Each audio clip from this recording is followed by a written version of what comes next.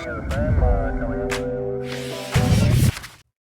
AI landscape is changing and it's not really clear who's winning anymore.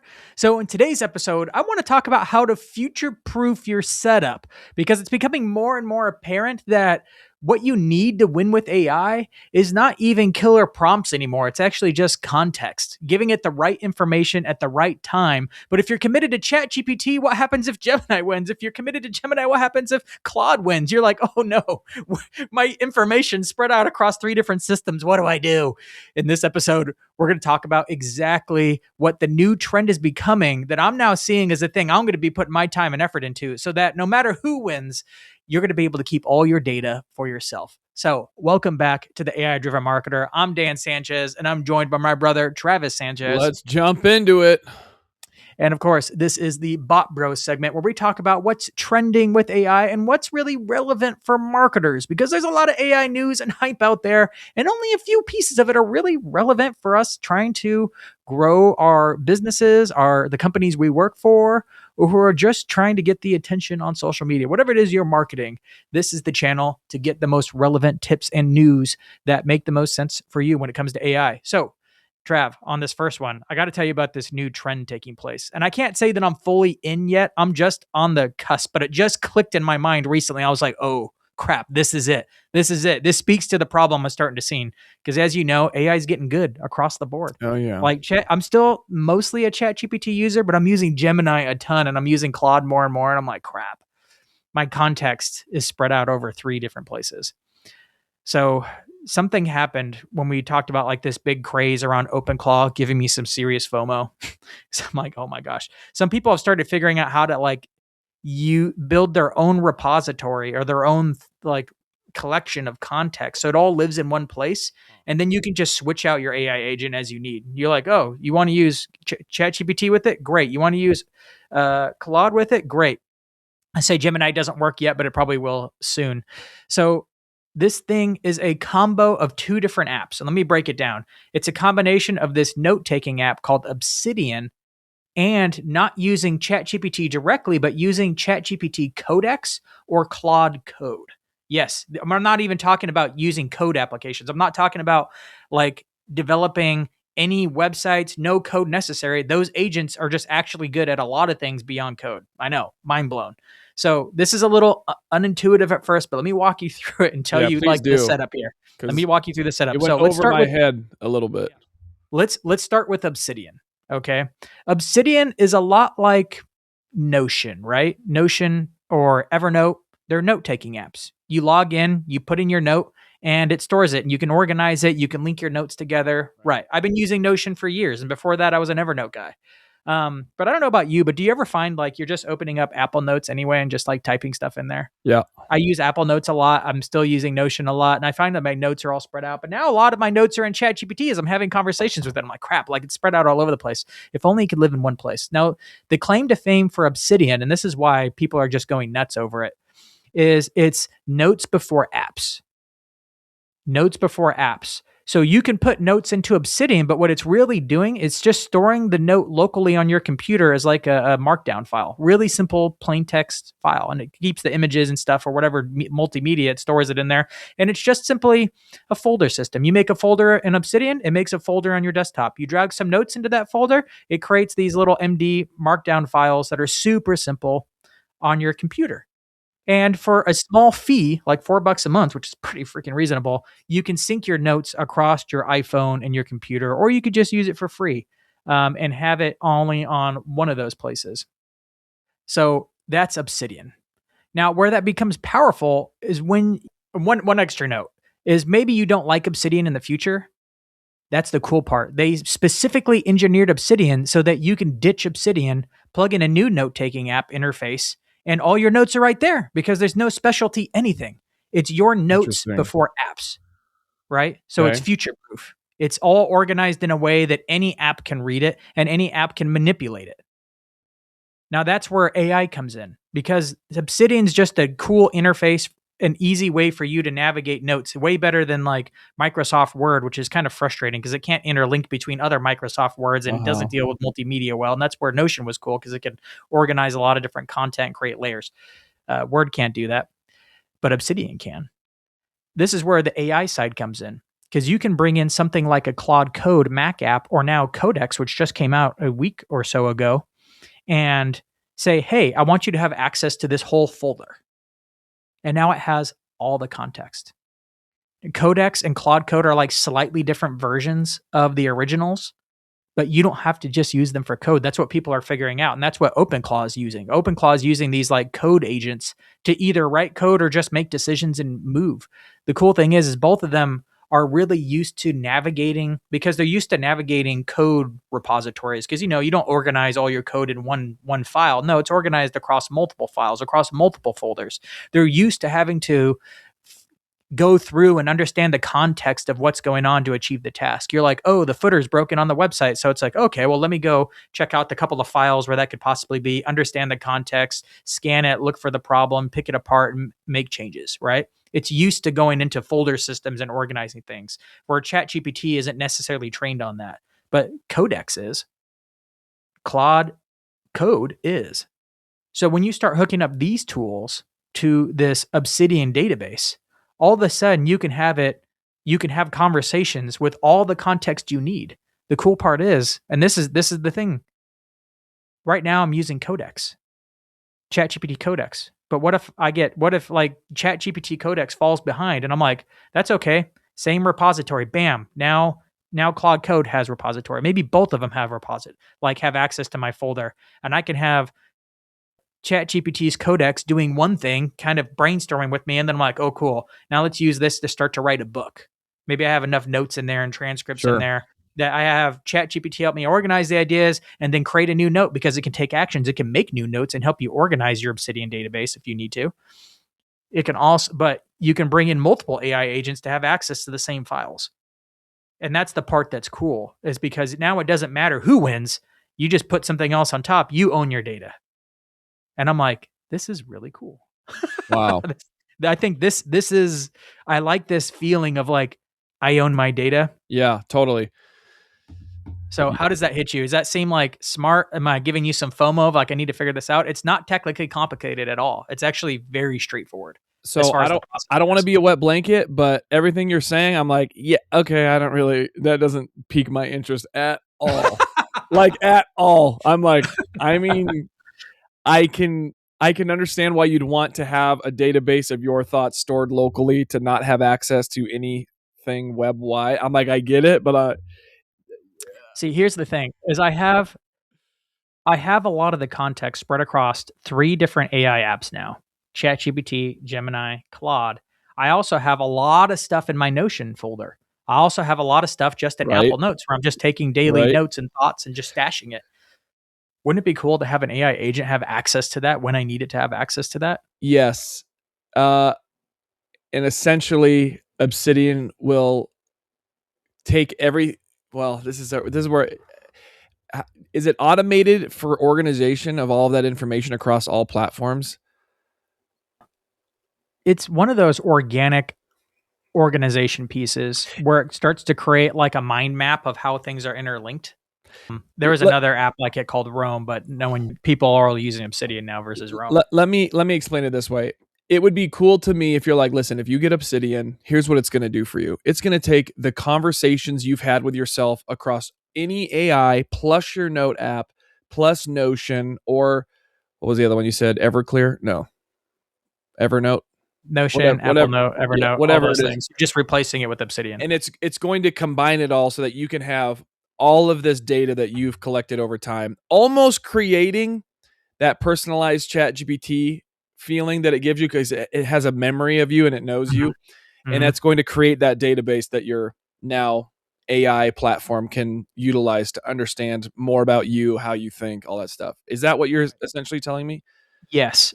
And it can go a step farther in that I don't know about you, but I'm making stuff with AI all the time. But I don't know why chat hasn't done this yet, but they don't have a way to organize all your canvases, because I'm constantly saying, hey, come up with a canvas for this, come up with a canvas for this.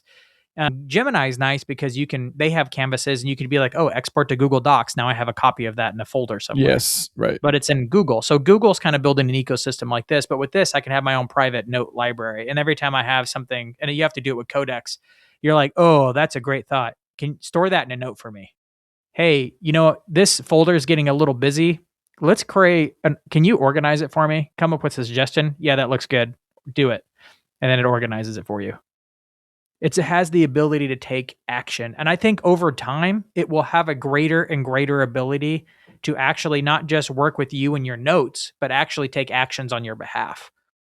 They can actually go and do things. Yes, it's essentially, a lot of people are using this for OpenClaw too, because OpenClaw is a little bit more a massive security vulnerability, like we talked in the last show. So I'm trying to figure out how do I start building the systems now so that when something like OpenClaw is actually ready and not gonna get me hacked like super fast, like I already have the infrastructure to do it. I'm trying to think ahead to like 6 months from now. Something is going to be available like OpenClaw that could take a lot of action on my behalf, and I can delegate to an executive assistant that can actually do stuff. Right. How do I start creating the infrastructure for it now? I know I'm getting into the weeds, but I'm trying to give a preview of how I'm thinking, how I'm future proofing this thing. Well, you heard it here first. Dan is 6 months. Right. Moving on to something more practical. That is Obsidian Codex combo. It's actually it's not that hard, I promise. It's not hard. I'm trying to, my brain hasn't like figured out why that should be firing off some neurons. We'll come back when I have some more practical examples. I'll start showing. And we wonder which one of us is the more intelligent one. Okay. And which one of us has more friends. All right. Great friends. Oh, all right. A big piece of news came out. This one kind of got lost. There's so much AI news right now, but so much of it's like not relevant for marketers. But this one was ChatGPT updated its deep research. It got a big upgrade. If you've been into ChatGPT recently, you notice there's like a deep research on the left-hand side, like right above your custom GPTs. There's like actually a whole tab dedicated to deep research now. And the upgrade that it got is that you can now, it's gotten more levers, more buttons you can deal with deep research. So one of the most useful tools in ChatGPT right now is deep research. And now you have the ability to force it to visit certain websites when it's doing its research. You could be like, hey, only look at these websites, or emphasize these websites, but you can still do general searches on the web, or have access to these tools like a Google Drive or different types of tools that you might have access to that you can integrate when you're doing your deep research. This is really cool because now you can force it to either just scan more credible sources, only specific sources, or even your own resources. I tested it just a few days ago, and I said, hey, go and only search I have 2 websites, AI Driven Marketer and Sanchez.com. Right? I have 2 websites where I've been posting content for years. And I said, hey, go and look at all my information about what it means to be an AI driven marketer. And based on my own thoughts and ideas that I've posted over time, I want you to outline a book about what it means to be an AI driven marketer as me. So it goes and takes its 25 minutes to go and read all my stuff. And it's only my stuff because I said only visit AIdrivenmarketer.com and Sanchez.com. It's a WordPress site. It's well organized. So I went and read it, and then it put together my book summary. And in my book summary, it had it organized with like chapter 1, chapter 2, chapter 3, the thoughts in each chapter, a whole summary with like evidence of like, oh, Dan often says this, Dan often says that. Oh, here's this framework Dan came up with. And it has links and citations to all of it. Wow. And it was freaking good. I'm like, dang. Part of me is like, dang, I need to go take all the transcripts, put it into my Obsidian database that I'm building and have Claude. Of course you thought that. Of course you did. I haven't done it yet. It's to come. That's why the database becomes an important deal. But if you haven't played with deep research, go and do it today. In fact, I will give you a link. I'll drop it in the show notes. I have some amazing prompts that I've been using them like all the last couple of weeks as I'm getting into a new company. For audience research. Deep research is amazing at getting to know your audience better than you do. I've literally gone and sent it on a mission to go like, understand this audience, go and search Reddit and Quora and just the places where they chat. I want to know what they're talking about when it comes to X and Y and Z. And it's really good at finding insights. It's the fastest and honestly some of the best user research, but I'll drop a link to that. I have a whole Notion doc, maybe soon an Obsidian doc, I don't know, full of prompts and ideas of how to use it. All marketers should be using this, but it Cool. just got more powerful because you can specify what websites and what tools it has access to. This is a big one for marketers to use if you're not using it yet. Wow. Do you use it yet? Have you done it? No, but I can already think of multiple use cases of why that will make a big difference in my field. Specific searches, specific information that I'm looking for is from a specific group of individuals that I want to learn the most from. So that, yeah. It's helpful. Sometimes I'll just send thinking mode on a search to like, go find the answer for me, go search the web and find it.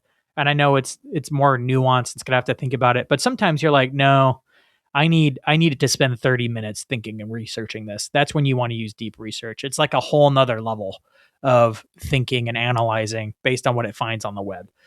It's one of the best. It's an agent that's essentially been available for a year now, but it's actually, I call it an agent because it searches, it thinks, has to go back and forth before it gives you the report that you ask for. It's amazing. It just got an upgrade. Go check it out. Third in the news is this post from, I don't have his name in front of my notes, Matt Schumer, that went viral on X. I almost led with this story, but it's a little bit of a downer. So I'm like, I'm going to bury this as the lead because I've been talking too much about this one topic, but he's essentially said something big is happening. And he wrote a whole article about it. He made an interesting comparison to like how people are just going about their normal lives, their normal work right now. But it's a lot like when like AI is coming and it's about to disrupt a whole job industry across the board, across countries, across fields. It's a lot. And he made the comparison. It's a lot like January of 2020. Woof. We had no idea what was going on, right? Life was going about as normal. We just entered the new decade and everything's exciting. And then February comes and everything's exciting. But we start to hear about this virus in China and we're like, wait, what? And then March comes and bam, like smashes the whole world, right? He's like, that's what we're in right now. We're in the January of 2020. People are going, but they have no idea what's about those tsunami that's going to come. And he makes all his correlations. I'll link to it in the show notes. It was viral. A lot of people picked it up. A lot of news outlets picked it up. If you've seen it, it's one of those things that's becoming really scary. So today I actually want to talk about why there's actually a lot of hope still. Like we don't have to look at this and be like, we're all screwed. Oh no. I still think there's a lot of hope because I don't know about you, Brian, but the AI news is the doomer news is starting to get to me a little bit because there's so much of it. Fear sells so many clicks. Yes, it sure does. I watched a video, which I'm guessing now that this girl made this video from this article, but it had a hopeful like turn to it. And it wasn't so much about job loss. She starts the video by saying, listen, all of us have heard of AI. Most of us have dabbled with it to help write a text, help write an email. But that is the low hanging fruit of AI, as we've all talked about. And she said the thing that is going to separate you from someone using AI in a productive way and not is code. She goes, the thing that has what's the word? That has been remarkable for society in general. Of course, we had revolutions in technology, but the thing that has most revolutionized things is software. Yeah. And now with everything that AI can do with writing code, it takes months of work down to literal hours. So if you can start messing with, and I mean, you've talked about it so many times, is actually vibe coding and getting into understanding that AI can do the coding for you is the answer. So she had this uptick of like, if you want to be ahead, get into vibe coding. It's funny because the article and other people have said like, dude, it's not even vibe coding anymore. You're literally just assigning the task to the agent who vibe codes for you and then checks on itself and then vibe codes some more and then checks to make sure it works and then vibe codes some more. Like the agent assigns it to a different agent and starts getting it done. And that's what people are doing with OpenClaw right now. But again, OpenClaw is a security nightmare. So, use at your own risk. And it's a little bit more technical than you probably want to deal with if you're a marketer. But this whole, like, again, if you're fascinated and have a lot of FOMO over the OpenClaw thing, start following me on this like Obsidian / Codex or Claude Code thing. I swear, this is the baby step towards what OpenClaw will be in the future. That's my prediction anyway. Other positive things is that like people are like these solopreneurs, of course, are automating their whole companies with AI. It's like them and Claude Code. they're spending a freaking amazing amounts of money doing this whole stuff. They're getting like bills of like $52,000 they owe for this month's work use of Anthropic. And while the costs on AI are dropping quickly, the use of it, like when you start using things like OpenClaw or Claude Code and using multi-agent things, guess what? The costs go up dramatically. And of course, we always want to be using the best model because they make less mistakes, because they can do more, they can think more deeply. But it's like, well, yeah, but they cost a lot, especially when you have them thinking for you and doing stuff for you all night. Imagine sending it to do some stuff for you, like, oh, wow, it did 10 hours of work for me that I don't have to do now. Yeah, but you got a $500 bill for it. Yikes. And maybe it's worth it for you. Maybe you're a high leverage individual and 500 is kind of like, yeah, but my time would have cost $3,000 for those 10 hours. I don't know. Like right now I'm looking at this and I'm like, yeah, one, businesses are always slow to adopt stuff. Two, this thing's expensive to run. So it's going to be difficult. It's going to go a little slower, hopefully. And there's always more work to do. Yeah, it's like we can spin up things fast, but I'm like, yeah, then we'll spin them up fast, run a bunch of costs on AI, and then change our minds. Before, we used to have to be very careful how we spent time. That's why even coming up with the logo, right? Like, oh, let's make a mood board, because we don't want to have to design a logo. That takes a long time, and then have them be like, that's not it. Right. And then you have to stair step your way there. But that was a time saving measure because you didn't want to have to come up with 10 mock-ups. That's way too time consuming of finished logos. So you create a mood board and start narrowing it down with an audience or with whoever your client is, if you're a designer.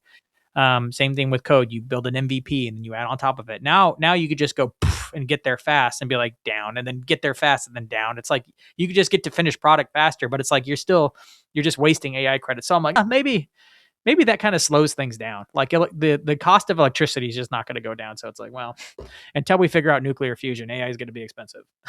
That's kind of how I'm thinking about it. Wow. AI is getting to a point where Anthropic and OpenAI and Microsoft and all those guys are kind of like, dang, our servers are every time we throw up a whole new data center, it's at capacity with really fast. So I'm like, yeah, that'll slow things down because AI will just be expensive. It'll drop, the cost will drop, and maybe we'll become more efficient, but then new things will come and we'll be making movies and stuff, but it'll cost a lot to make a movie, a lot less than it did before. But it's like, maybe it's just not data centers around the moon, like Elon suggested. Yeah, well, love those bold ideas. Maybe we'll see it when we're like 60. You think too small. I don't think it's small. I think he's going to do it. I just think solar panels around the sun. Let's just put the sun in a bottle and then we'll be fine. Hence nuclear fusion. Moving on. Sponsor is, again, I talked about this last week, but today's the last day. If you want those free tickets to get to the AI business world where I'm speaking in April 28th through 30th this year in Anaheim, California, literally right next to Disneyland. I'm going to Disneyland the day afterwards. So if you want to bump into me at Disneyland or hang out in a line and talk shop, then come join me at AI Business World. You can come, but if you want to win a ticket, there's not a lot of entries. So chances of you winning are actually really high. Today's the last day. If you're listening to it on Friday, I'm choosing tonight. So get your entry in. It really is really simple. You just got to leave a review on Apple or Spotify for this show. Take a screenshot, upload it to the form at aidrivenmarketer.com/contest. Take your name and email because I got to be able to message the winner. But chances of winning are high, people. Like this show has a good amount of audience listening, but I don't know what it is. Podcasts, people don't like to click on links and take action sometimes. It's one of the downsides to podcasting versus emails, of course. So if you want to win a ticket, you want to come and hang out with me in April at AI Business World and hear a ton of awesome sessions, leave a review. Give it a 1-star if you need to, or 2-star, or 5-star, whatever you feel like it deserves. Doesn't matter. Take a screenshot, upload it on the forum at aidrivenmarketer.com/contest, and we will announce the winner next week. Moving on to everyday AI. How are you using AI to enhance your life over the last week, bro? This is a simple one, but I had information on cards, okay, that I needed to edit, but I had about 20 cards of information that I just needed to put into a document. I laid them all out. I took a photo, uploaded one photo to ChatGPT. I said, I need to edit all of this information. Please create a doc where it's all separated by each category. It's totally different. And what would usually take someone, I don't know, 30, 45 minutes to copy all of this information or take a picture with your iPhone and then try and copy it and paste it in. AI was just so helpful because I didn't have an electronic copy of this hard copy stuff on paper, which feels so, I mean, paper just feels so prehistoric at this point. But anyways, I was just, man, the fact that I had AI in my back pocket just to turn it over to an actual electronic document, so helpful. There's nothing that feels more magical than taking something from analog, taking a photo of it, and having AI just take it and make it into digital for you, like instantly. It's just like every time you do it, you're like, yes, I love this about AI. And it formatted it nice, so it's like, yeah, it kept the titles and I'm like, okay, smoothed it out. It was yeah, it's amazing. Just a few days ago, I needed a simple icon, and I found one, but I needed like the icon that I found on the web, but I needed a tweak to it, and then I needed it on top of a transparent background. And there's nothing like just being able to drag and drop that sucker into ChatGPT, be like this, but with this, and give it to me in black on a transparent background. And then, ChatGPT's image generator is still a little slow, but at least it can do transparent backgrounds. So it was done and it was easy. Wow. And then I uploaded it to the website where I needed it, and bam. It's like such a smooth, it's just a little thing. I But know. little things like that throw off marketers all the time, because oftentimes marketers don't have access to Photoshop. And then even if you do, like making tweaks to an icon is kind of a pain. I know how to do it. Illustrator, like Illustrator, yeah, nodes around, still a pain. So much easier just to drop it into ChatGPT. Right. Be like, hey, can you make this change real quick? Bam, done. Right. My second one is where we manage a couple Airbnbs, and I was adding some photos to some remodeled rooms, but I didn't want to hire an entire photographer to match the high quality real estate photos we have for our listing. So I did a wide angle photo with my phone, took it into chat. The good photos that were taken by a professional were in the summertime. The trees are green outside. You can see it through the windows. They do like really HDR, so it looks high quality all the way through the image, even when you look outside. So I just told chat, I'm like, hey, I need you to, one, brighten up all these photos to make it look like, high contrast, high bright, make it actually match this photo. But I need I need everything to be the same, except I need you to like open the windows and make it greenery outside that matches the aesthetics of all these things. And man, did it deliver. Oh, come on. It crushed it. You can't even tell that the trees in the background are just totally, not real. And you're like, well, is that false advertising? Summer.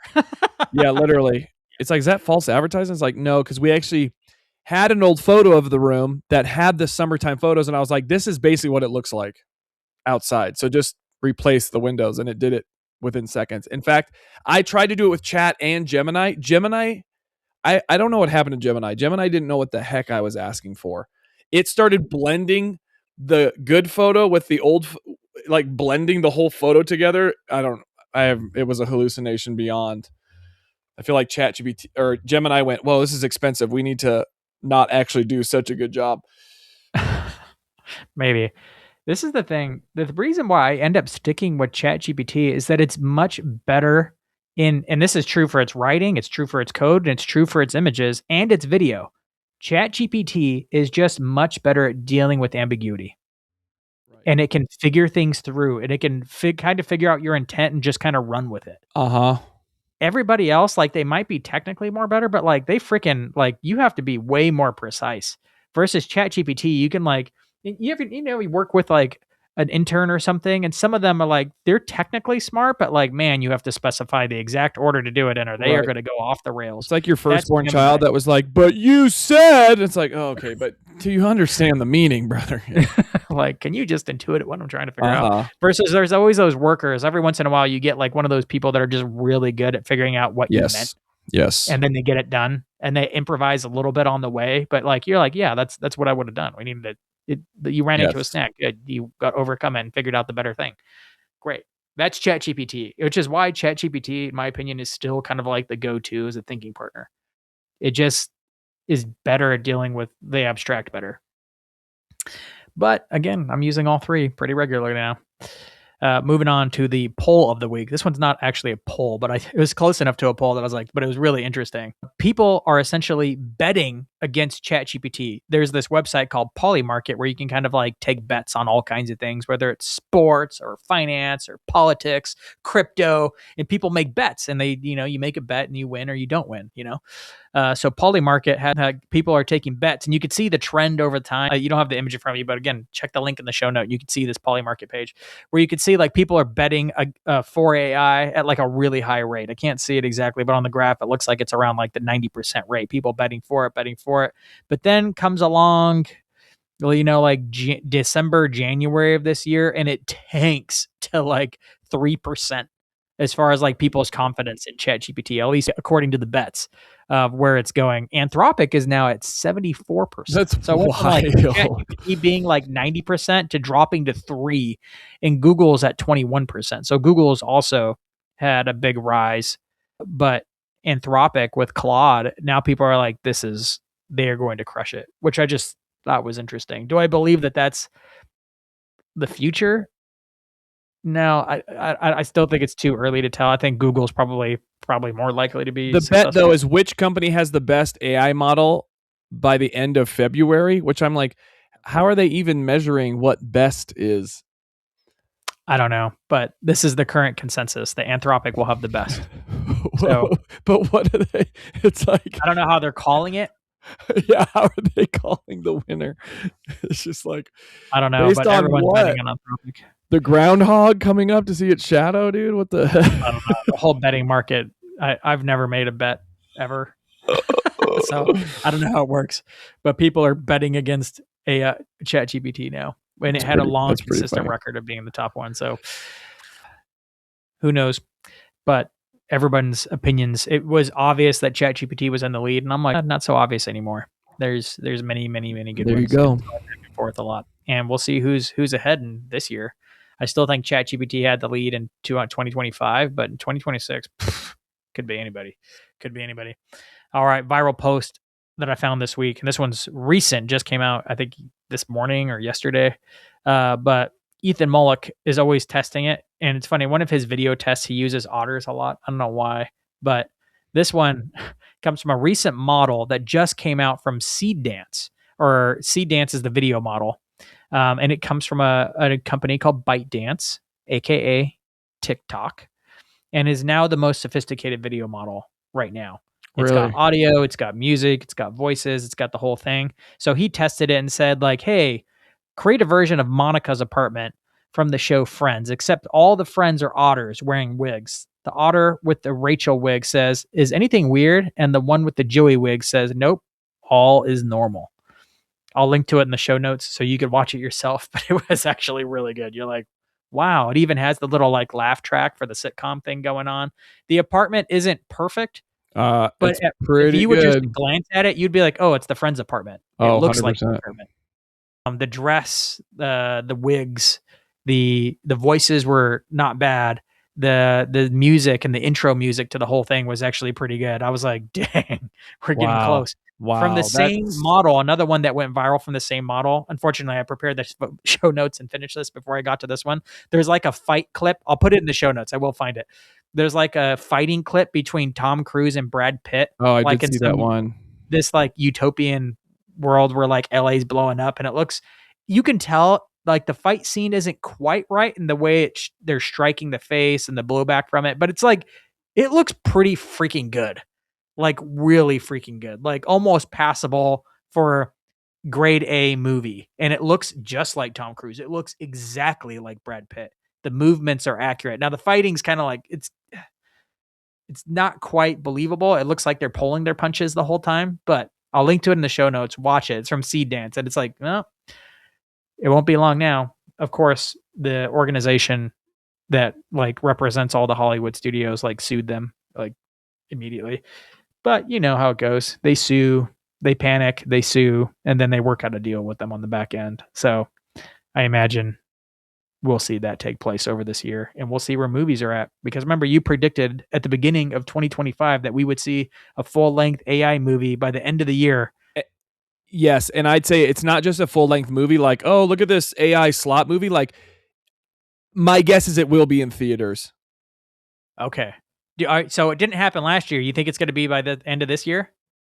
In movie theaters, full-length AI movie? We're in February, and if people are listening to this and they go watch this Otter clip, I keep watching it over and over. It's 10 seconds. I keep watching it. I'm just watching it over and over. The camera angles, they have 3 different shots, and I'm like, no way. They have like a pan, and it camera kind of it like jiggles a little bit, almost like an actual live studio audio. Dude, I am blown away by this clip. I am good. Blown away. Watch it in the show notes. I will link to it. But again, I read the whole prompt to you. It's not like Ethan specified the camera angles or the jib shot or the audience laughter. It's literally just Monica's apartment from the show Friends, except all the friends are otters wearing wigs, and the otter with the Rachel wig says, "Is anything weird?" And the other one with a Joey wig says, "Nope, all is normal." That is the prompt. That's it. The rest of it was just done by Seedance. Literally, like the otter's body language and the movements and the hair touches, it's all so natural. Nothing that someone couldn't do with CGI, but it's like this was made in probably 2 a few minutes. Yeah. So I'm just like, and this is all that movies are. They're 3-second clips, 10 to 3-second clips, and within this 1 10-second clip, there's 3. Anyways, I I don't know what to say. I'm so shocked. By the end of the year, full-length movie in theaters. Yes. I think we will see full-length movies. I'm going to predict that it's not going to be in a theater. But I think there will be full-length movies available to watch, maybe even pay for online. But I don't think it's ready for movie theaters. I think just legally they'll just get sued and the theaters will be afraid. You might be right, yeah. I think they'll start paying for actors' permission for their likeness, and the actor doesn't have to do anything. All they have to do is there's going to be deals off. done with this to make sure people get paid, but I think it's the beginning of the end. It's not a good time to be getting into video unless you're using AI video like this. Wow. Because this is the future. But it's really cool because we could be making some really exciting things for ads. I know I'm going to be running some AI ads soon just to test it out and see how it goes, but we'll see. Well, cool. That is it for this week. Stay tuned for what's going on. And of course, go and get your free ticket to the AI business world. There'll be one winner. Go to aidrivenmarketer.com/contest and submit your screenshot of your review of this show on either Apple, Spotify, doesn't matter. Doesn't even have to be a good review. But if you submit it with your name and email, you will be in the drawing. There are not many entries. So chances of winning are high.